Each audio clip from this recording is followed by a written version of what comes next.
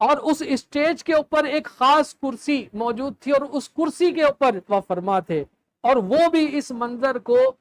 اور اس محفل کو دیکھ رہے تھے، اور اس پر اپنے نور کی جو ہے وہ تجلیات جو ہے،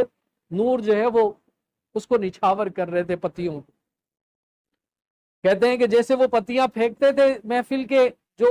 حاضرین ہیں ان کے اوپر، وہ نور کی ان کی ہیت ہوتی، اور وہ ان کے سروں پر، ان کے قلب کے اوپر جذب ہو جاتی تھی۔ اب میں نے مزید ٹٹولا، میں نے کہا یار یہ تو تم نے بتایا کہ وہ سلسلے کے سارے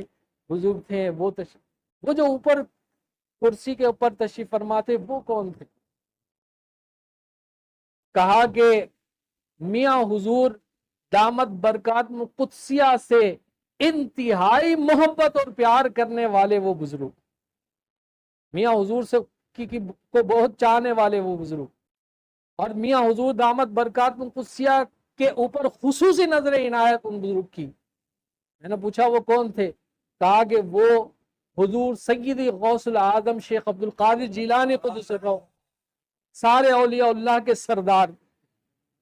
وہ بھی روحانی طور پر موجود تھے۔ اور فرماتے ہیں کہ وہ پوری محفل میں نے الگ الگ رنگ میں مختلف بزرگوں کی آمد دیکھی، اور جب کوئی مہمان بزرگ آتا اور وہ مہمان بزرگ کسی بزرگ کی نسبت کو لے کر آتا، تو اس مہمان کے ساتھ بھی وہ بزرگ اور وہ روحانیت کا ایک پورا ایک سسٹم تھا، وہ چلتا، وہ ساتھ آتا، وہ بھی اس محفل کے اندر۔ میں آپ کو بتا رہا ہوں کہ صاحب جو محفل ہے، مجلس ہے، اللہ کا ولی ہے، اس کی آمد اکیلے نہیں ہوتی، وہ اپنی آمد کے ساتھ ساتھ اپنی روحانیت کے جن بزرگوں سے جن سے ان کا تعلق ہوتا ہے، وہ ان سب کو مدعو کر کے اس محفل کے اندر لے آتا۔ ہم سمجھے کہ اللہ تعالیٰ نے ہمیں کتنا بڑا انعام عطا کیا ہے۔ ایک ہم دعائے حزب البر شریف کی زکوٰۃ ادا کر رہے ہیں، دوسرا ایک درویش کی زیارت کر رہے ہیں کہ جو حضور غوث پاک رضی اللہ تعالیٰ عنہ کا لاڈلا ہے۔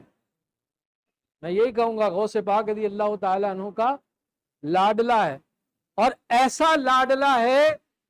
کہ آپ کے بہت سارے خلفاء نے، کہ جو پہلے خلیفہ یا مرید نہیں تھے،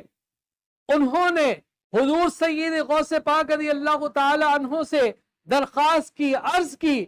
کہ ہمیں کوئی درویش ایسا بلایا جائے، ہمیں کسی ایسے درویش کا پتہ دے دیا جائے کہ جن کے پاس ہم جائیں تو ہماری ساری تشنگی پوری ہو اور ہمیں روحانیت کا ایک بھرپور حصہ عطا ہو۔ تو حضور غوث اعظم رضی اللہ تعالی عنہ نے ان کو میاں حضور دامت برکات قدسیہ کی بارگاہ تک پہنچایا، مرید ہوئے، پھر خلافت عطا ہوئی، خلافت عطا ہونے کے ساتھ ساتھ مکمل تربیت ہوئی، اور آج وہ پوری دنیا کے اندر سلسلے کا کام کر رہے ہیں، سلسلے کی ترویج و اشاعت کر رہے ہیں۔ تو یہ میاں حضور دامت برکات قدسیہ کا خصوصی فیضان یہاں سے تقسیم ہو کر دنیا